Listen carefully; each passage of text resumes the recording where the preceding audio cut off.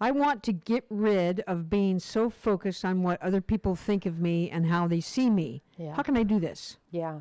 That's a great question for about every single person we know. So it's a good general question for everyone. Veronica's like, yay, it'll go on YouTube.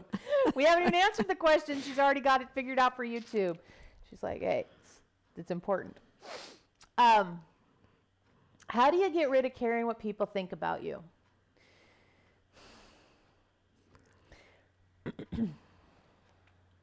Specifically for you, it's more of a letting what you think about you be the number one thing on your list. The what I think about me part of your equation, it's like 25th on the list or something, right? So it's not so much that you care too much about what other people think of you, you've just got it in the wrong order. So when you, itchy face, okay, if you find yourself in a position where you're going, oh, I care what so-and-so thinks, immediately follow that with, and what is my truth? What is true now? Excuse me. What is true now? What is really going on for me? What's real for me now? All those sorts of questions. Because it's just indicative of a time when you have not checked in with yourself. That service mentality thing, right? So you're of service to other people's opinions before you're knowing what your opinion is. And there's a lot of responsibility in this, because then you have to ask, what's my opinion? And you have to listen for an answer and not get distracted into doing the old thing, which is wondering what somebody else thinks. So this is a big step in the taking 100% responsibility for your reactions to your creations, is by owning the fact that you have opinions about yourself.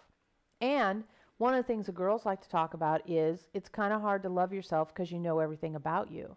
So it's really hard sometimes if there's something about you that you haven't quite evolved or changed or grown into, and you're like, I don't want to know that about me, so I'd rather think about what someone else thinks about me, and then at least I can feel like a victim instead of having to own the fact that I don't like that about myself.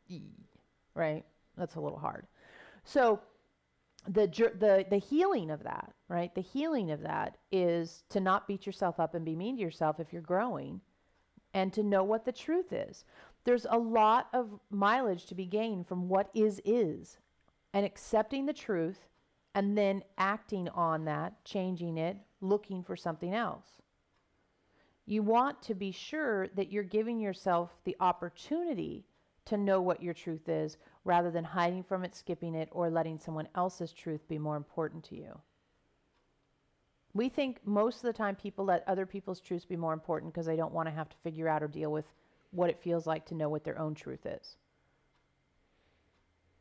Sometimes also, it's a belief that if you don't put other people's truths ahead of you, then you're not being a good girl, being a nice daughter, being a good employee, being a good friend. It's the service mentality energy that comes up that says, I should care about what's going on with them more than I care about what's going on with myself. And if I don't, I'm selfish. We call it self-centering because we know that only through healing your own journey with yourself are you really giving anything close to a real relationship to anybody in your life. If you want to have a real, full, authentic relationship with anyone, you got to have it with yourself first. And you've got to keep having it with yourself even as you begin to interact with others. Taking care of other people more than you take care of yourself. Every once in a while that happens. You know, maybe someone hurts themselves or they're sick and you help them for a short period of time and you're not exactly taking care of yourself as much as you want to during that time. Okay, we get it. But as a life path, No.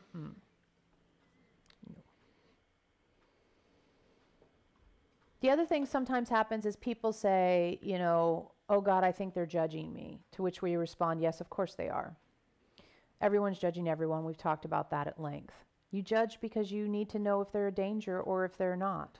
It's survival instinct 101. That's been morphed into judging people so that you feel better or more successful or happier or smarter or prettier or whatever than them. That's just your current version of the survival instinct 101. It used to be, I'm going to judge to see if you're a good warrior because I got to see if you're going to be able to kill me. Now you judge to see if they're competition for resources, whatever your current resources are, promotions, spouses, attention, right? So judging is a normal thing. You're never going to get away from it. You do it all the time. They do it all the time. It's not something that even needs to be tripped out about as much as everybody seems to. Everyone seems to think they shouldn't be judging. The truth is you are judging. What are you doing with what you find? That's the question. There was another piece to it that we were going to add in there. Maybe it already got added in. Hang on. Yeah, we think we covered most of it. Giving people other people's opinions. A lot of it's habit too. You know, when you're a child, your parents' opinions matter more than yours because they are your parents and they know and they have all the money and they control where you take your body. So they're in charge. And so their opinions do matter more than yours. And then at a certain point, you start to have a little bit of independence to their opinions, and you start dressing yourself and you start feeding yourself, and you go and you go and you go and you go. But sometimes people get trapped in that pattern of somebody else is going to decide, somebody else knows better, somebody else is going to save me, rescue me. And so it can fall into that pattern too, where everybody else's opinions matter more than yours too. So there's lots of reasons why you might have those things going on for you. But the main one to focus on when you're a light worker walking the path of ascension, becoming more conscious, the main one was the first one, you know, where you need to know what your truth is. And then you need to take responsibility for the fact that that's there, and then make a plan for how you want to have a new relationship to it. Okay? Who's next?